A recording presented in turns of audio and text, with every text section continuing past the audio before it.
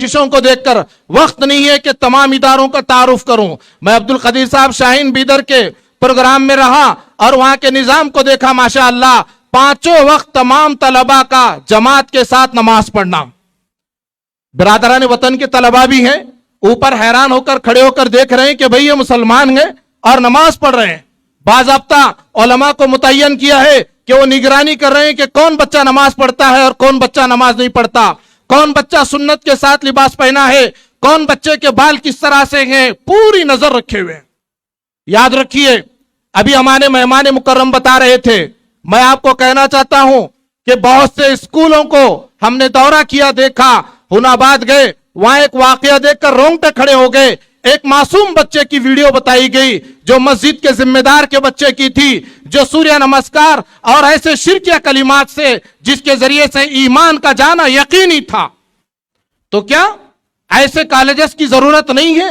ملت کے لیے ایسے فکرمند دانشوران کی ضرورت نہیں ہے؟ ماشاءاللہ ایک فکر کے ساتھ آج انہوں نے طلباء کو جوڑا, سرپرستان کو جوڑا, اور یہ کوشش جاری ہے کہ ان کے اندر اسلامی تہذیب, اسلامی فکر کو پیدا کیا جائے. مولانا غیاث صاحب رشادی حیدرآباد میں 10 علماء کو باتنخواہ مقرر کیا اور اسکول والوں سے جا کر کہا کہ ہمیں 15 دن مہینے میں ایک وقت دیا جائے, ہمارے علماء آئیں گے, اخلاقیات پر, سیرت پر اور جو ہے ان کے عظمت والدین پر بات کریں گے. ماشاءاللہ 3-4 مہینے کے نتائج کو مولانا نے اسکرین پر یہاں بھی بتایا تھا اور پورے ہندوستان میں بتا رہے ہیں.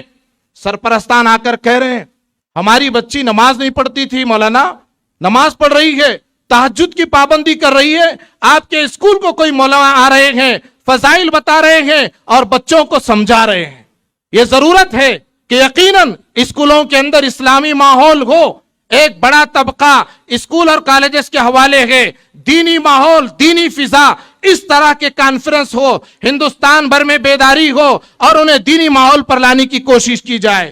نمبر 4, خواتین کو دین سے جوڑے رکھنے کی تدبیریں. کیا ہے بھائی؟ دینی مدارس الحمدللہ, چھوٹے بچیوں کے, لڑکیوں کے مدارس وہ بھی اپنی جگہ. مولانا نے 71 مراکز نسواں قائم کیے اور اس کا نصاب بنایا 2 سالہ, اور 2000 خواتین کو جوڑے ہیں. وہ سب بڑی خواتین ہیں, سب بڑی ہیں. حیدرآباد ہم لوگ گئے, یہاں بھی کچھ احباب بیٹھے ہوئے ہیں, انہوں نے کارگزاری دیکھی. ہم ایک خاتون سے سوال کر رہے ہیں, اما جان آپ اس مرکز نسواں کو آنے کے بعد کیا فائدہ ہوا؟ وہ خاتون کہتی ہے مولانا میں مرکز کو آنے کے بعد نماز پڑھ رہی ہوں, مرکز کو آنے کے بعد میں نے شوہر کو راضی کیا. ایک خاتون کہتی ہے کہ مرکز کو آنے کے بعد میرے پڑوس کے درمیان میں لڑائی جھگڑا تھا, میں نے صلح کرا دیا.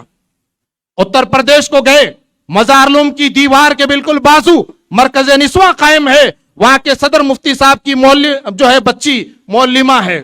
وہ پوچھنے لگے غیاث صاحب سے, مولانا یہ مرکز نسواں کیا ہوتا ہے, کیا نظام بنے آپ, ہماری بچی اس کی دیوانی ہے.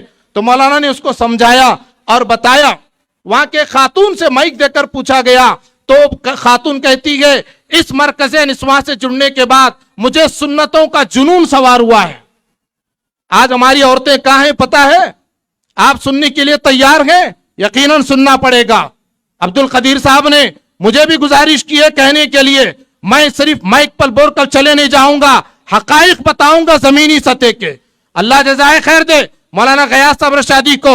ہندوستان بھر میں وہ تدبیر اور منبر و محراب کا جال پھیلانا چاہتے ہیں. 6 اسٹیٹ میں انہوں نے کام شروع کیا, اتر پردیش میں, تلنگانہ, آندھرا, مہاراشٹر اور کئی علاقوں میں مولانا نے ایک ٹیم کو روانہ کر دیا ہے. کہاں ہیں بڑی خواتین؟ آپ بڑے اطمینان سے سننا پڑے گا.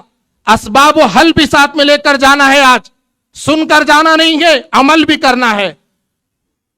بسوا کلیان, اورات, کمال نگر اور چڑگپا, ہوناباد اور گلبرگہ کے جو ہے چتاپور, افضل پور, سیڑم, کئی علاقوں میں ہم نے گئے اور صفا بیت المال سے بندہ 10-12 سال سے جڑا ہوا ہے. آج ہماری خواتین سنگ سے جڑی ہوئی ہیں. کیا نہیں ہے؟ ایک آدمی آ کر غیر قوم کا 10-20 افراد, 10-20 خواتین کے درمیان میں بیٹھتا ہے. کیا کیا ہوتی ہیں وہاں؟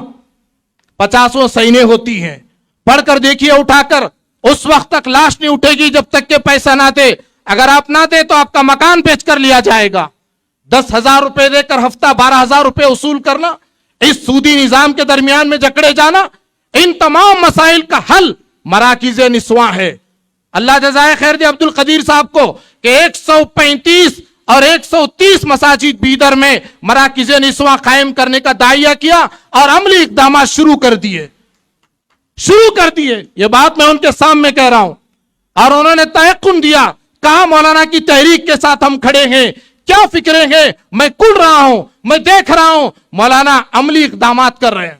तो मराकिज़ निस्वा के जरिए से औलाद की तरबियत होगी, आपकी फिक्र बनेगी, ज़हन साजी होगी। और ये जो लानत है, ये संग की जो लानत है, घर घर घुसी हुई है। कितना नुकसान हुआ है अकाबिरीन से सुनना है, वरना इसी एक उन्वान पर मैं बताता कि कितने इस गुर्बत का शिकार होकर, इस संग की लानत में जकड़कर कितनी बच्ची